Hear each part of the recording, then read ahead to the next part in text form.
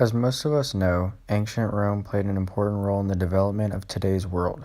Let's take a deeper look into some of the games and holidays still celebrated in today's society. In ancient Rome, holidays and games were essential to the Roman way of life and expressed different Roman religious beliefs and celebrations. The Colosseum, which is one of Rome's most historical landmarks, was used to host gladiator shows called Munera. They had a strong religious element but were also demonstrations of power and family prestige. Another popular type of show was the animal hunt, or venatio. The show utilized a great variety of wild beasts, mainly imported from Africa and the Middle East, and included creatures such as rhinoceros, hippopotamus, elephants, and giraffes. Public executions of criminals were commonly practiced as a part of the opening of the Colosseum. A play was held in which an unfortunate criminal was crucified in the arena.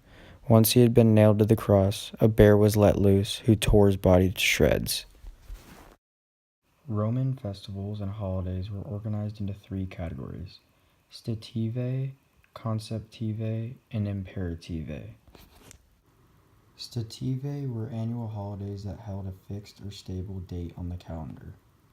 Conceptive were annual holidays that were movable feasts, like Easter on the Christian calendar or Thanksgiving in North America. The date was announced by the magistrates or priests who were responsible for them. Lastly, imperative were holidays held on demand or when special celebrations were called for. Ghosts of the ancient Romans are quite often referred to as shades and were honored by festivals throughout the year. Shades were identified as the souls of the dead ancestors. The souls may have been of those who died prematurely, violently, or both. The days for propitiating the dead were done so with beans.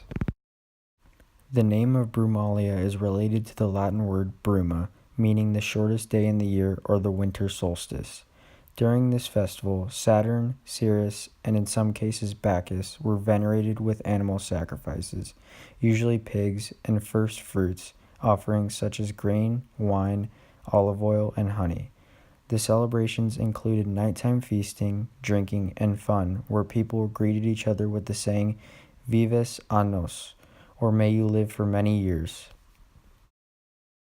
Another important Roman holiday is Saturnalia. Saturnalia is celebrated on December 17th. At first lasting only one day, Saturnalia was the Roman midwinter celebration of the solstice, and the greatest of all the Roman annual holidays. By the end of the 1st century AD, it was technically a 5-day holiday celebrated in 7.